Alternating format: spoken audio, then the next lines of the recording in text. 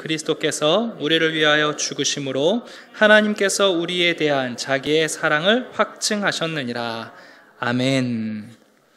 이번 한 주간이 민족의 큰 명절인데 그래도 우리 성도님들 멀리 안 가시고 거의 다 오신 것 같아요. 제가 사역할 때 그 면역 주사를 맞은 게 2번 있는데, 한 번은 이제 그 명절 중간 수요 예배였는데 담임 목사님이 오랜만에 고향에 내려가신다고 저한테 수요 예배를 맡겨놓고 가셨어요. 근데 한 명도 안 오셨어요. 그래서 명절에 이럴 수 있구나. 그때 한번 이제 면역 주사를 맞았고요. 또 하나는 제가 지방에서 이제 사역을 할 때 서울에 있는 교회들은 성도님들이 많이 빠져나가시는데 지방에 있는 교회들은요 너무 행복한 시간이에요. 교인들이 막 3배 늘어요. 그러니까 목사님들이 막 힘이 나시고 그러는데, 여러분들도 혹시 명절 때나 특별한 때에 이제 주일날 부모님이 계시는 시골에 가서 예배를 드리게 되거든 그냥 가지 마시고, 또 시골에서 좀 외롭게 또 성도님들 몇 분 되지 않는 성도님들 모시고 소망을 또 끝까지 붙잡게 하려고 목사님들 애쓰시거든요. 그런 목회자들에게 여러분 감사도 좀 표하시고 그러면 부모님들 어깨가 으쓱하십니다. 그래서 또 혹시 주중에라도 이동하시는 분들은 좋은 기회를 우리가 좋은 기회로 만들어가면 돼요. 왜 이런 명절이 기냐 이렇게 짜증내지 마시고, 이왕 긴 거 어떻게 하면 즐겁게 보낼까, 가치 있게 보낼까 우리가 고민하면서 하나님의 선한 뜻을 찾으시면 되겠습니다. 자, 오늘은 그런 면에서 제가 설교를 좀 짧게 해야 여러분들이 소망을 발견하시겠죠? 네, 그게 소원일지 소망일지 모르겠지만 오늘 여러분과 나누고 싶은 주제는 소망에 대한 겁니다. 가을을 맞이해서 제가 7가지 주제를 마치 과일 바구니처럼 이제 다양한 과일들을 담는 것처럼 한 주제 한 주제를 지금 전하고 있어요. 잠깐 요약하고 오늘 말씀 전하겠습니다. 먼저 첫 번째, 우리가 말하는 믿음, 우리의 구원을 가지고 오는 믿음이 뭔가 살펴봤습니다. 믿음이란 단어는 세상 사람들도 쓴다고요. 근데 그들이 쓸 때는 믿음이란 단어가 격려, 그죠? 기대, 때로는 신념으로 쓰이지만 성경에서 말하는 믿음이란 단어는 아주 독특한 관용어예요. 같지 않아요. 반드시 목적어가 있어야 되는데, 그래서 우리는 믿음이란 단어보다 더 중요한 게 뭐냐면 그 믿음의 내용, 대상, 믿음의 결과가 훨씬 중요한 거예요. 그래서 성경에서 믿음이라고 할 때는 언제나 예수 그리스도에 대한 신뢰와 헌신을 의미합니다. 그래서 이것은 선물이고요. 이 믿음이 있을 때라야 예수 그리스도를 바라보고 끝까지 우리의 신앙의 경주를 완주할 수 있게 되는 거죠. 2번째, 우리는 예배에 대해서 살펴봤습니다. 예수 믿고 나면, 우리가 구원받고 나면 그 구원의 목적인 예배, 그리고 그것은 또한 우리의 창조의 목적이기도 하죠. 그래서 우리는 예배를 드린다고 할 때 어떤 목사님의 설교, 어떤 예배당이라는 환경에 관심이 있지만 하나님은 언제나 예배자에게 관심이 있어요. 왜냐하면 참된 예배는 그 예배자의 삶과 분리되어 있지 않기 때문에 그래요. 하나님은 삶과 분리된 예배 시간에 예배를 기다리시는 게 아니라 그 예배자의 삶을 받으시려고 하는 거죠. 그것이야말로 영적 예배라고 말씀을 드렸습니다. 그래서 우리가 십계명과 시편을 보니까 정말 하나님이 바라시는 예배는 우리의 삶으로 드리는 예배, 그리고 예배가 묻어나는 삶을 원하신다. 그렇게 우리가 살펴봤습니다. 3번째는 사랑에 대해서 살펴봤습니다. 사랑 누가 말했나? 가장 흔한 단어들이요, 어떻게 보면 가장 혼란스럽게 쓰일 때가 많아요. 우리가 말하는 사랑은 세상 사람들이 말하는 욕정이나 우정이 아니죠.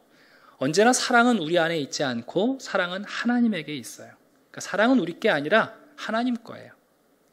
그런 면에서 사람은 사랑받고 사랑할 수 있는 존재로 지음받았기 때문에 우리가 언제 행복한가, 언제 기쁜가, 내가 누군가를 지금 사랑하고 있고 누군가가 나를 사랑해주면 우리가 인생의 살맛이 난다고요. 그래서 이 사랑이라는 것은 마치 우리가 숨 쉬는 것 같다고 비교해드렸죠. 하나님의 사랑이 우리에게 들어오고 성령으로 호흡해서 우리 안에 있는 이산화탄소, 두려움, 미움, 거짓된 사랑 대신 내려놓고 온전히 사랑을 실천할 수 있게 하는 것. 그래서 우리 안에 하나님의 사랑이 온전하게 만들어 가신다. 그것이 진짜 사랑이다. 그렇게 말씀을 드렸습니다. 그리고 지난주에는 기도에 대해서 말씀을 드렸어요. 왜냐하면 우리가 드리는 기도는 세상의 모든 종교와 또한 세속 사람들도 하고 있는 기원과 다르다고요. 우리의 기도는 믿음과 사랑과 결부되어 있는데 마치 믿음이 들음에서 시작하는 것처럼 우리의 기도 역시 하나님의 말씀을 들음으로 시작을 한다고 말씀을 드렸어요. 진짜 기도는 그래서 우리 안에 내면을 탐구하는 체험이 아니라 하나님의 말씀을 듣고 우리가 반응하는 소환되는 의무라고 말씀을 드렸습니다. 이 기도는 우리에게 믿음을 새롭게 하고 그리고 또한 이 기도 때문에 우리가 사랑을 실천할 수 있게 되는 거죠. 그리고 진짜 기도는 예수님께서 우리에게 말씀하신 것처럼 가짜 기도가 있다고 그랬죠. 외식하는 기도, 중언부언하는 기도, 그거 하지 말아라. 근데 어떻게 하면 외식하지 않고 중언부언하지 않을 수 있는가?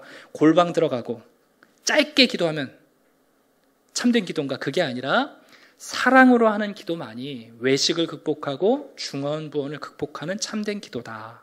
그래서 성경에서 요구하는 항상 기도하라라는 그 무거운 기도의 짐은 사실은 우리가 기도를 할 줄 모르기 때문에 예수님께 제자들처럼 우리에게 기도를 가르쳐 주시옵소서라고 항상 요청하는 것으로 성취된다. 그렇게 말씀을 나눴습니다. 다 기억나시죠? 역시 저는 반장을 한 번도 못 해봤거든요. 여러분들은 한 번쯤 반장해 보신 분들이니까 기억하실 줄 믿습니다. 자, 오늘은 이제 소망에 대한 말씀을 나눕니다. 제가 이 순서를 정한 것은요, 그냥 제가 멋대로 정한 것이 아니고요. 제가 오랫동안 성경을 보면서 이 7가지 주제에 대한 탐구를 하면서 이 과정을 겪어온 거예요. 오늘 이제 소망에 대한 말씀을 드리기 전에 제 지난날의 에피소드 하나를 좀 소개해 드리려고 합니다. 여러분들은 대학 가셔서 어떻게 미팅 많이 하셨습니까? 소개팅 해보신 적 있으신가요? 사실 저는 중고등학교 때 굉장히 조용한 아이였어요. 있는지 없는지 모르는 아이들. 그런 중에 한 명이었거든요. 제가 이제 신학대학을 가고, 왜 대학 가면 미팅, 소개팅 다 하고 싶잖아요. 근데 이제 제가 워낙 말주변도 없고, 그때는 별로 인기가 없는 사람이라, 누가 소개해준다는 말을 한 번도 들어본 적이 없는 거예요. 근데, 제가 다니던 교회 담임 목사님 따님이 누나가 이제 신학교를 다녔는데, 저를 보시더니 하루는 일남아, 누나가 저기 여자친구 한 명 소개시켜 줄까 이러는 거예요. 별로 안 좋아하시네요. 저는 그때 상당히 좋아하는데. 그래서 누구예요? 그랬더니 신학교에서 이제 오르간 반주하는 자매라는 거예요. 피아노 치는 여자, 좀 환상이 있잖아요. 그래서 소개해 주면 고맙지. 그랬더니 이제 누나가 되게 착해 그러더라고요. 보통 착하다는 얘기는 일단 예쁘지 않다는 의미일 가능성이 굉장히 높은 거죠. 그러면서 누나가 저한테 정보를 몇 가지 주는데 이름이, 제가 성은 기억이 안 나는데 이름이 기억나요. 왜냐하면 이름이 영자예요. 이거 진실이에요. 예.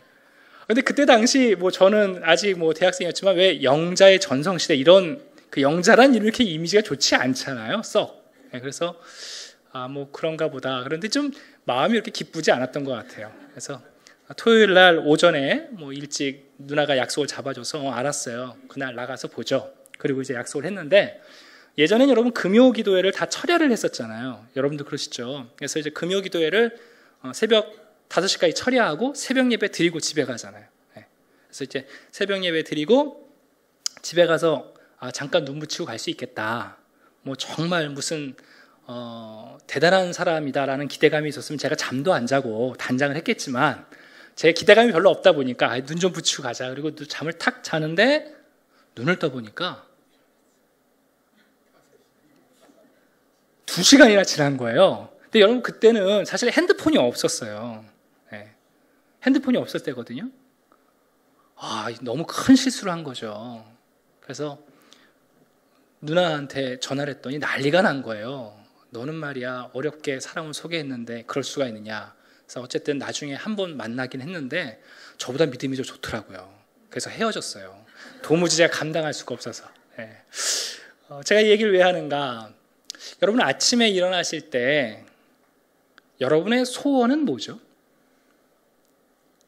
5분만 더 잤으면 좋겠다. 그건 소원이죠. 근데 여러분, 언제 여러분들이 자리를 박차고 알람 맞춰놨는데 10분 전에 눈 떴는데 10분 더 잘 수 있는데 이러고 다시 눕지 않고 일어나서 꽃단장하고 옷을 갖춰 입고 머리 감고 화장 더 진하게 하고 나가는 이유는 왜 그런 거예요? 잠자는 조금 더 자고 싶은 소원보다 더 다른 소망이 우리를 붙잡을 때인 거죠. 제가 왜 이렇게 오늘 이 말씀을 드리냐 하면 성경에서 말하는 소망은요, 소원과 다르다는 말씀을 드리고 싶어서 그래요. 5분 더 자고 싶은 소원은 소원이에요. 우리의 갈망이고 욕망이에요. 그런데 여러분, 소망에 사로잡히면요, 나도 모르게 눈이 떠져요. 사실 잠을 안 자고 기다릴 수 있고요.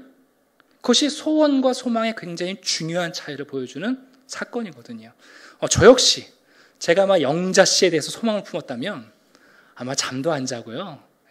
미리 1시간 전에 가서 기다렸을 거예요.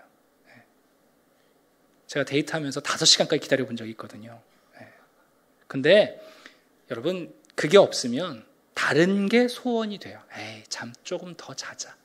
조금 더 편하자. 성경에서 말하는 소망은 소원과 같지 않습니다. 이 소원과 소망을 구별하는 것이 아주 중요합니다. 매우 중요합니다.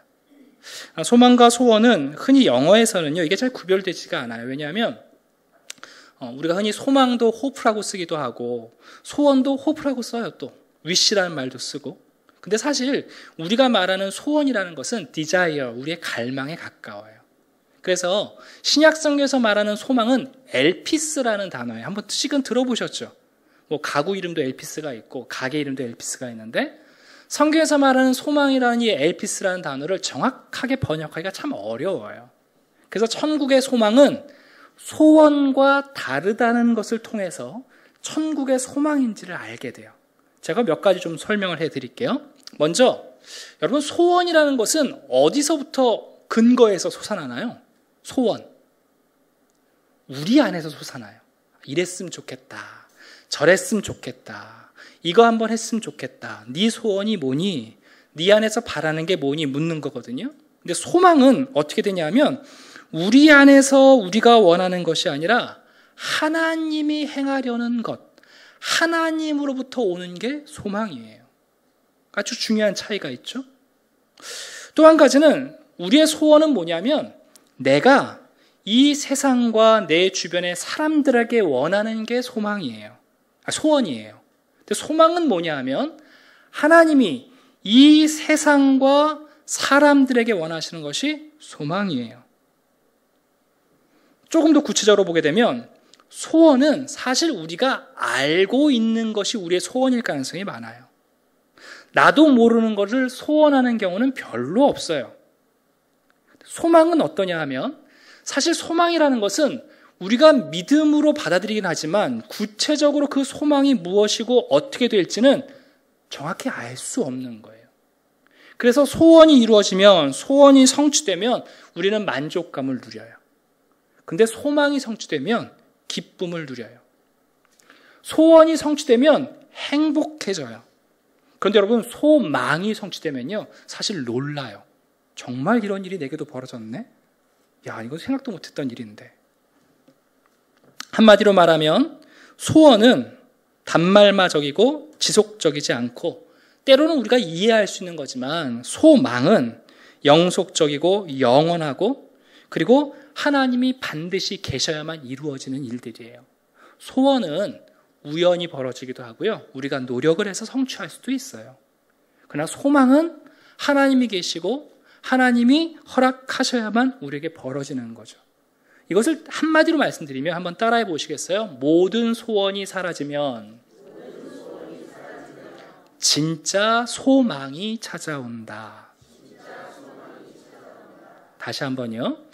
모든 소원이 사라지면 진짜 소망이 찾아온다. 여러분, 사람들이요, 왜 진짜 소망을 찾기가 어렵냐 하면 그렇고 그런 소원이 우리 안에 있어서 그래요. 제가 아까 말씀드린 것처럼 소원의 내용들은요, 대부분 우리가 알고 있는 것들이에요. 특히 나에게 없지만 누군가에게 있는 게 대부분 우리의 소원이에요. 그런데 그 소원은요, 우리의 참된 소망이 되지가 않아요. 고린도후서 5장 7절을 보게 되면 우리가 믿음으로 행하고 보는 것으로 행하지 않는다 말씀하셨거든요. 여러분, 다른 사람들이 갖고 있는 내게 없는, 내 눈에 보이고 파악되어지고 우연과 노력으로 얻을 수 있는 것들은 사실 여러분 진짜 소망이 될 수 없어요. 그것이 다 사라지고 나면 모든 내 소원이 일장춘몽이 되고 몽상이었구나, 실패구나, 내가 성취할 수 없구나, 우연이라도 내게 오지 못하는구나 라는 것을 깨닫게 될 때 그제서야 우리는 진짜 소망이 무엇인가 관심을 갖기 시작해요. 예를 한번 들어드릴게요. 성경에 보면 룻기서가 있죠. 여러분, 룻의 시어머니였던 나오미, 시아버지였던 엘리멜렉, 이 두 사람, 이 가정은요, 소원을 따라서 모압으로 이주했던 사람들이에요. 좀 잘 살아보자. 네. 율법적인 이 나라를 떠나서 좀 자유롭게 살아보자. 근데 여러분, 나오미가 어떻게 됐습니까? 남편을 잃고 자식들을 잃고 재산도 다 탕진하고 빈몸이 되어서 쓴 인생이 돼서, 실패한 인생이 돼서 예루살렘으로 돌아오죠. 네. 더 이상 그 어떤 소원도 기대할 수 없는 형편이 되었을 때 놀라운 사실은 하나님의 소망이 나오미와 그 가정에 찾아오시는 것을 보게 돼요. 그러니까 나오미의 집안을 일으킨 것은 그렇고 그런 소원이 아니라 하나님이 허락하신 소망이 그 가정을 회복하는 것을 보게 돼요. 이제 우리가 일반적으로 구별하지 않고 그냥 쓰기 때문에 제가 일부러 자꾸 말씀드리는 건데, 그래서 여러분, 우리의 모든 소원이 다 지워지고나 봐야 성경에서 말하는 소망이 진짜 소망으로 여겨진다고요. 네. 무슨 얘기냐 하면, 왜 우리가 신앙인임에도 불구하고 성경에서 말하는 우리를 부끄럽게 하지 않는 소망이 우리의 소원이 되지 못하고 우리의 그렇고 그런 소원을 우리의 소망으로 붙잡고 살고 있다는 거예요. 하나님이 우리에게 주신 소망이 우리의 소원이 되어야 되는데 거꾸로 우리 안에 있는 그렇고 그런 소원들이 우리의 소망이 되어지면 그 소망은 성취되기 어렵다는 거죠. 그런 면에서 우리 신앙인들이 기억해야 할 것은 뭐냐면, 소원과 소망이 같지 않구나. 사실 내 안에 있는 그렇고 그런 소원들이 다 무너져야 하나님이 주시는 진짜 나를 부끄럽게 하지 않는 소망이 무엇인지를 내가 붙잡는구나 하고 깨닫는 거죠. 그래서 여러분, 많은 성도들의 인생을 보면, 성경에 있는 인물들을 보면 하나님이 어떻게 하신 줄 아세요? 그렇고 그런 소원들을 하나씩 지워내시는 거예요. 그리고 나서 내 인생에 남아있는 소원이 없다. 그럴 때 하나님이 아니다, 진짜 소망이 남아있다 하고는 소망을 불어넣어 주시는 거죠. 근데 그 인생이 여러분 행복해지고 만족스러워지고 기쁘고 놀라는 이유는 하나님이 주신 그 소망이 우리 가운데서 이루어질 때인 거예요. 그러니까 성도는 내 안에 있는 소원을 성취하기 위해서 사는 사람들이 아니라 하나님이 우리에게 부어주신 그 소망을 바라보는 거예요. 그렇다면 여러분, 소망은 뭘까요? 하나님이 우리한테 불어넣어 주시는 최고의 소망이 뭘까요? 한마디로 말하면 하나님의 나라예요. 성경이 말하는 참된 소망은 뭐냐 하면 하나님이 세상을 다스리시는, 완전하게 통치하시는 하나님의 나라야말로 우리가 꿈꾸는 진짜 소망이라고 가르쳐줘요. 예를 들어 볼까요? 우리의 소원은 뭐죠? 우리의 소원은 통일이죠. 근데 통일이 우리의 소망은 아닌 것 같죠? 여러분 잘 생각해 보세요. 그러면 좀 더 나아가서 다른 나라 사람들도 대한민국의 통일을 소원할까요? 그거 아닌 거 다 아시죠? 네. 근데 왜 여러분 예수 그리스도는 인류의 소원이 아니라 인류의 소망이라고 우리가 표현 안 하나요? 대한민국의 통일은 우리의 소원은 될지언정 여러분 인류의 소원도 안 되거니와 심지어 우리의 소망도 사실 아니에요. 여러분 우리나라가 언제쯤 통일될 것 같으세요? 정말 통일이 우리의 소망거리가 되면 그때 통일될 거예요. 근데 아직은 소원일 때는 통일 안 돼요. 제가 말씀드렸잖아요. 5분 더 자는 게 우리의 소원이라니까요. 정말 그것을 위해서 우리는 소망을 품고 노력하지 않거든요. 네. 여러분 우리의 인생의 모든 난해한 문제들, 이 땅에 있는 모순거리들, 악인과 의인이 법이 무너지고 여러분 말도 안 되는 일을 벌어지는 일을 볼 때마다 세상이 어떻게 이럴 수 있는가? 어떻게 세상이 이렇게 망가질 수 있는가? 그럴 때마다 우리 마음속에 바라보는 소망이 뭐예요? 하나님이 다스리시는 공의와 정의가 있는 완전한 나라를 소망하고 싶은 마음이 있는 거예요. 성경에서 말하는 참된 소망은 말 그대로 하나님의 나라가 이 땅에 구현되는 거예요. 그러면 우리가 꿈꾸었던 그 소망이 이 땅에 현실이 되는 거죠. 그 하나님의 나라가 우리에게 성취되는 것을 우리가 흔한 말로 구원, 때로는 부활, 영생이라고 다른 말로 표현하는 거예요. 왜? 하나님이 이 땅을 다스리시게 되면 그때는 생명도 완전해지거든요. 그게 부활이에요. 우리의 생명이 영원하게 되는 거, 그게 영생이에요. 하나님의 나라가 성취된다는 것을 개인적으로 적용할 때 우리가 부활, 영생 그러지만 가장 큰 개념은 하나님의 나라예요. 그러니까 우리 성도들의 소망은 뭐냐면 이제나 저제나 하나님이 세상을 다스리시는 그때가 빨리 오기를 바라는 거죠. 그런데 여러분 그 나라는요, 우리가 군인이 돼서 무기를 사서 만드는 나라가 아니에요. 놀랍게 그 나라는 하나님께서 그리스도 안에서 자비로 우리에게 선물로 주시는 나라예요.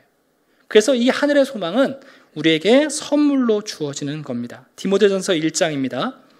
우리 구주 하나님과 우리의 소망이신 그리스도 예수. 또 골로새서 1장에 이렇게 말씀합니다. 너희 안에 계신 그리스도니 곧 영광의 소망이니라. 사도 바울은 이 소망을 봤던 거예요. 장차 우리가 만나게 될 그 하나님의 나라의 영광된 소망을 보는 순간 이 땅에서 고난과 비교할 수 없다는 것을 알게 된 거죠. 성경에서 말하는 소망은 하나님의 나라예요. 그 나라는 그리스도 안에서 우리에게 부어진 자비로 인하여 선물로 주어지는 나라입니다. 그게 바로 오늘 본문에 보시면 5절부터 8절까지 나와 있는 내용이죠.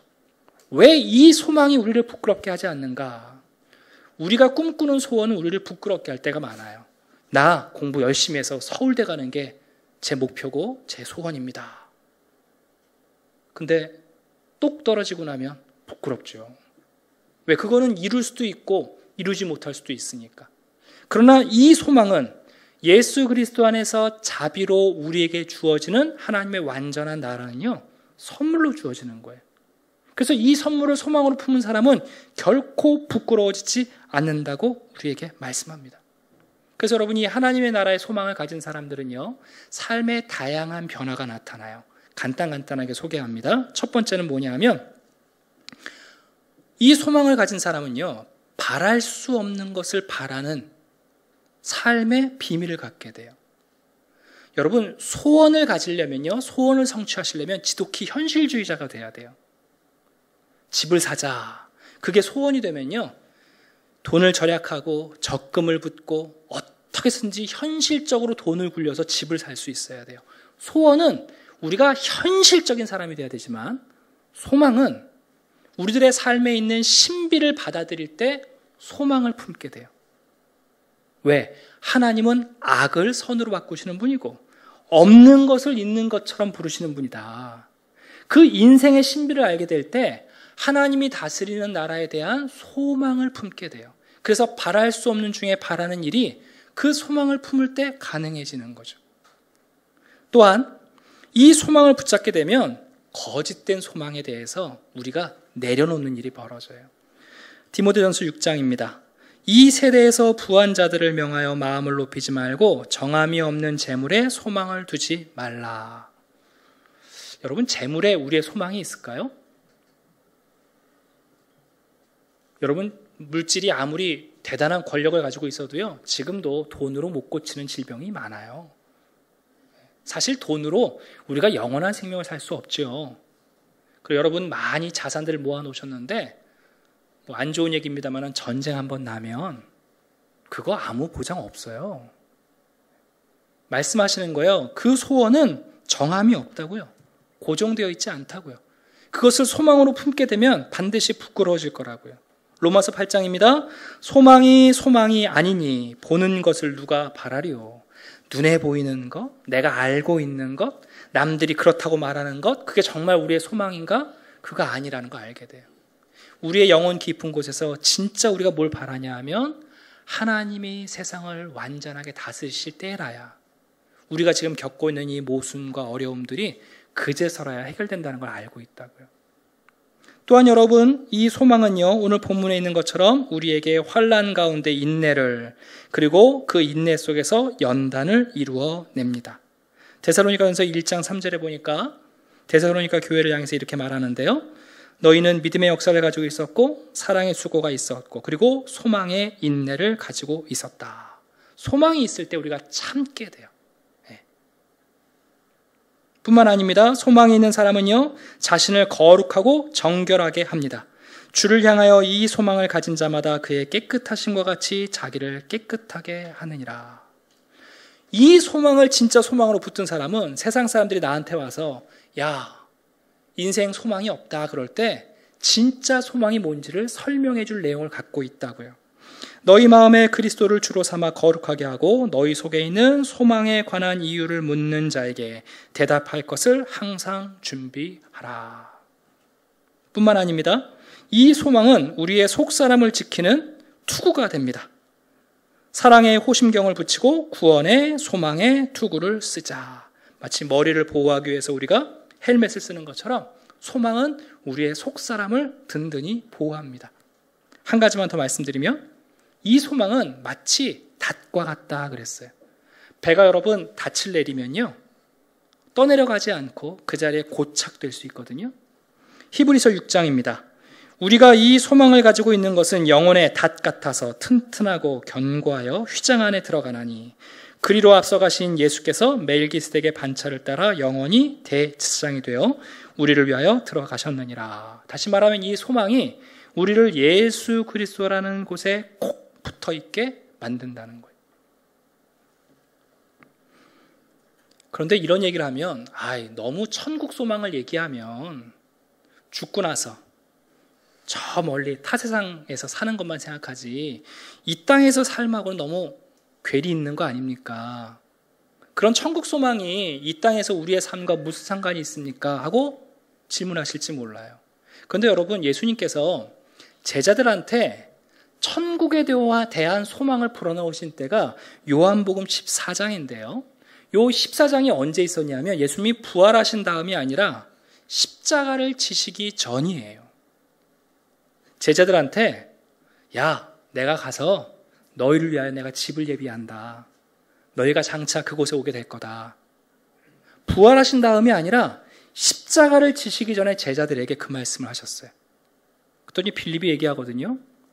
예수님이 가시는지 우리가 그걸 어떻게 알며 그 길을 어떻게 알 수 있습니까? 질문할 때 예수님이 이렇게 답변하셨죠. 도마가 질문했을 때요. 주여, 주께서 어디로 가시는지 우리가 알지 못하거늘 그 길을 어찌 알겠사옵나이까? 예수께서 이르시되 내가 곧 길이요 진리요 생명이니 나로 말미암지 않고는 아버지께로 올 자가 없느니라. 여러분이 요한복음 14장에서 제자들에게 이 천국 소망을 심어주시는 이유를 잘 받아들이셔야 돼요. 지금 예수님은 십자가를 앞에 놓고 제자들한테 천국 소망을 말씀하세요. 예수님이 십자가를 지시고 죽으실 수 있는 이유는 뭐냐면 그 예수님의 희생과 죽으심이, 이 땅에서의 죽으심이 장차 제자들을 하나님의 영원한 나라, 그 하나님의 완전한 통치 가운데 이끌 수 있는 소망의 근거이기 때문에 그런 거예요. 마치 그것과 같이 성도가 천국의 소망을 품는다는 것은 뭐냐면 이 세상 빨리 떠나야지, 빨리 죽어야지, 이 세상은 다 썩어질 거니까 무의미해, 이게 아니라 우리 역시 예수님이 그 길이신 것처럼 그 길을 따라서 천국 소망을 가지고 살아간다는 것은 무엇인가? 우리 역시 그 소망이 우리 앞에 있기 때문에 이 땅에서 우리가 져야 할 십자가를 질 수 있다는 것을 우리에게 가르쳐주고 계신 거예요. 소망이 있는 사람이야말로 누군가를 위해서 십자가를 지고 교회를 위해서 십자가를 지고 세상을 위해서 십자가를 지는 이유는 여러분 그 소망이 진짜 소망이기 때문에 그런 거죠. 고린도후서 4장 12절입니다. 바울이 말합니다. 그런즉 사망은 우리 안에서 역사하고 그러나 생명은 너희 안에서 역사하느니라. 사도 바울이 고난을 당하면서 소망을 잃어버리지 않았어요. 내가 마치 죽을 것 같고 이렇게 고생하는데 근데 그렇게 수고하면 수고할수록 성도들의 삶에 뭐가 있어요? 생명이 역사하는 것을 봤어요. 디모데전서 4장입니다. 우리가 수고하고 힘쓰는 것은 우리의 소망을 살아계신 하나님께 둠이니 하나님께 소망을 둘 때라야 진짜 수고하고 애쓸 수 있어요, 여러분. 소원은요, 실패하면 낙심해요. 소원을 축소해요. 그러나 소망은 그 영원한 소망을 우리 부끄럽게 하지 않기 때문에 끊임없이 수고하고 힘쓰게 만드는 거죠. 고린도후서 1장 7절입니다. 너희를 위한 우리의 소망이 견고함은 너희가 고난에 참여하는 자가 된 것 같이 위로에도 그리할 줄을 알미라. 바울이 보니까 자신이 소망을 위해서 고난당하는 것과 똑같이 성도들이 동일한 소망을 보면서 같이 고난당하는 것을 보는 거예요. 그것을 보는 순간 사도 바울이 더 큰 소망이 생겼어요. 아, 이 소망이 정말 역사하고 있구나.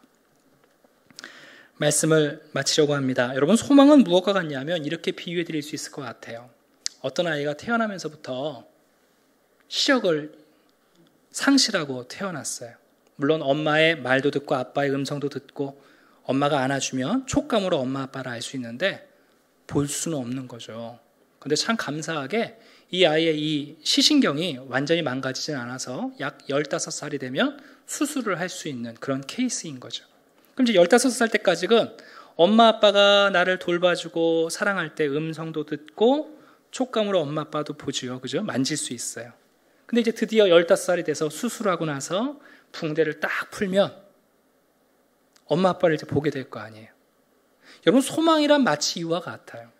우리가 이 땅에서 있는 동안에는 우리가 하나님의 음성을 분명히 들어요. 하나님의 일하심을 우리가 촉감으로 느낀다고요. 그러나 아직 하나님의 얼굴을 부분적으로만 우리가 아는 거죠. 장차 우리가 그 소망의 자리에 도달하게 되면 붕대가 풀릴 것이고 그 소망을 분명히 보게 될 거예요. 우리의 소원보다 나은 소망이 무엇이었는지를. 그래서 바울은 우리에게 이런 말씀을 합니다. 한번 들어보세요. 우리의 소망이나 기쁨이나 자랑의 면류관이 무엇이냐? 그가 강림하실 때 우리 주 예수 앞에 너희가 아니냐? 지금 놀라운 얘기를 하고 있는데요.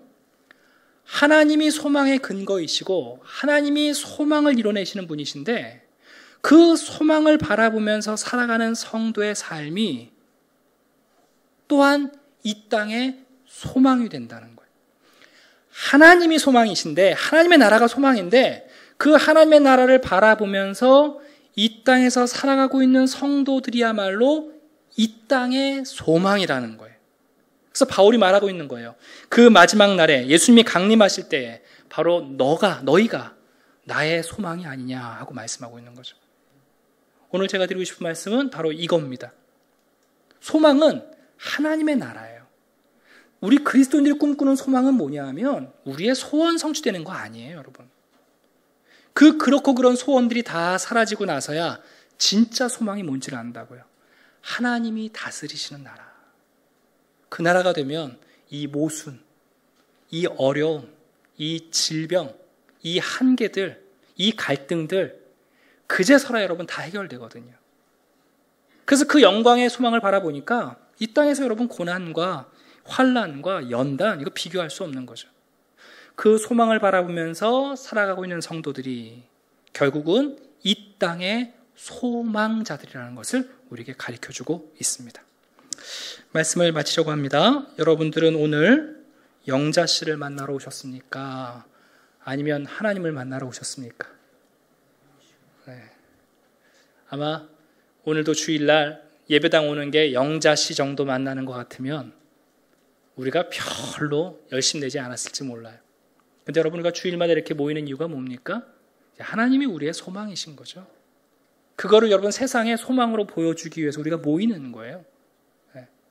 세상 사람들에게 전쟁이 나든 폭풍이 오든 기근이 오든 우리가 하나님이 우리의 소망이라는 것을 보여주는 상징이 뭐냐면 우리가 모여서 하나님을 우리의 주인으로 인정하는 예배를 드리는 거예요.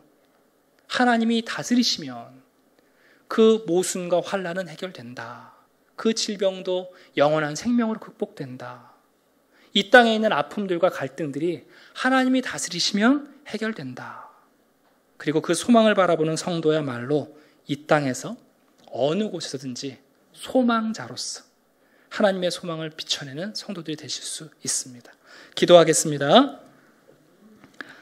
아버지 하나님 감사합니다. 우리에게 은혜로 믿음으로 구원을 허락해 주셨고 하나님의 사랑을 우리의 마음속에 부어주셨습니다.